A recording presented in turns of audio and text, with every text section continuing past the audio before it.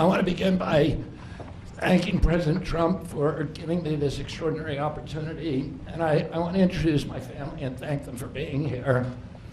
My wife, Cheryl, my cousin, Anthony Shriver, my daughter, Kik, my other daughter, Kira, Carolina Shriver, Joey Shriver, Jackson Hines, and Amaryllis Kennedy. And I want to thank all of you for your support and throughout this whole 2.5-year journey. My first time in this Oval Office was in 1961, and I came here to meet, or 1962. I came here and I had a meeting with my uncle, who was president then, where we talked about the environment. He was involved deeply, as we all know, in restoring physical fitness to this country.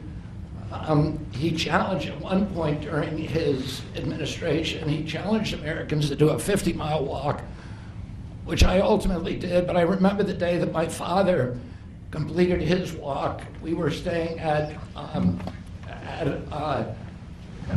at Camp David, and my father came in after 18 hours walking on the C&O towpath and with his feet bleeding and blisters on them. My father had one of his best friends was Al Lowenstein. And Al Lowenstein ultimately was a congressman from New York who was assassinated himself in 1980. But Al Lowenstein had started the Dump Johnson movement to get rid of President Johnson and end the Vietnam War. And at the time that he started it, people just thought it was a fool's errand. And ultimately, he asked my father to run for president against Johnson. My father wouldn't do it at that time, and he asked Gene McCarthy. McCarthy did it, and he joined that campaign. And my father ultimately ran, and Johnson then dropped out. So Al Lowenstein had succeeded. And although Al Lowenstein was on the other side now, running against my father with Gene McCarthy, my father wrote him a note, a quote from Emerson, where he said, "If a single man plant himself firmly on his own ideal and there abide, the whole wide world will come around to him."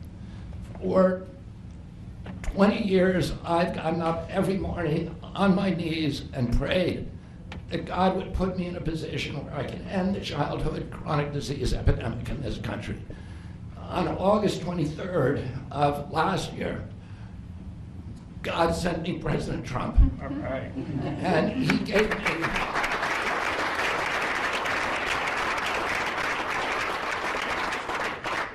he's now given me, he's kept every promise that he's made to me. He's kept his word in every account and gone way beyond it. I'm so grateful to you, Mr. President. A lot of people told me that I couldn't trust President Trump, that I better get it in writing. And we did a handshake, and everything that he told me he was going to do, he has done. Right. And I'm so grateful to him, and I've told you before, I genuinely believe that you are a pivotal historical figure, and you are going to transform this country at a time when we see all of the indicia of democracy now in tatters in our country. We see the rise of the military-industrial complex, the rise of totalitarianism, these attacks on our Constitution, and this breathtaking epidemic that is disabling our people. President Trump has promised to restore the American dream in this country. A healthy person has 1,000 dreams. A sick person only has one. 60% of our population has only one dream, that they get better. President Trump has promised that he's going to restore America's strength. But we can't be a strong nation if we have a weak citizenry. If people are sick, 60% of our people are sick, 77%, as President Trump mentioned, of our children cannot qualify for military service.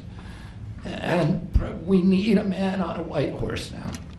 We need somebody who is willing to come in and has the spine and the guts and the strength to challenge orthodoxies, to stand in the way of vested interests, and to break institutions that have turned against our democracy.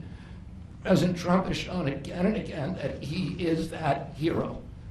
And most recently, I greatly appreciate, and I called you the day that you announced the termination of USAID. My uncle started USAID in 1961 for humanitarian purposes, to put our country on the side of the poor. It has been captured by the military-industrial complex.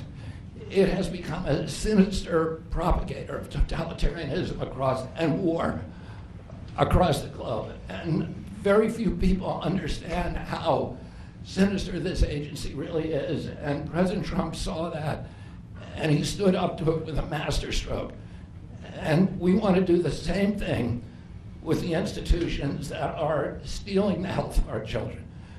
We need a revolutionary figure, and you are that figure, and I'm very grateful for you for giving me this opportunity. I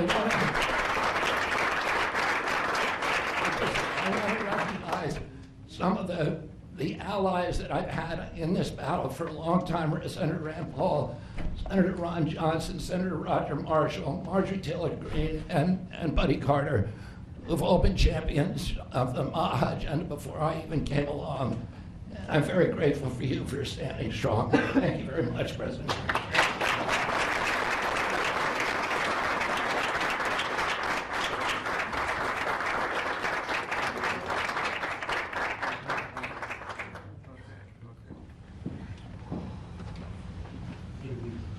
Mr. Secretary, I'd like to ask, what plans do you have immediately at HHS now that you're sworn in, sir? He's going to be running it. He's going to do a great job. What would you like to That's see my him do plan. first? We're going to find out a lot of secrets that have been maybe kept from us, but he's going to come up with some solutions to some big problems, self-problems. I think he's going to go down in the record books. I really have confidence. This group has great, even Rand has confidence.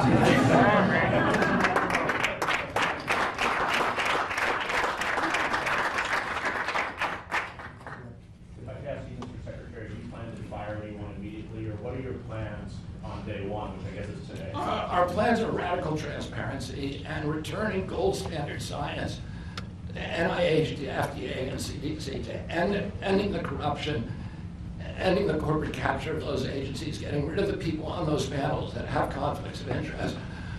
We can do unadored and unimpeded science rather than the kind of product that is coming out of those agencies today.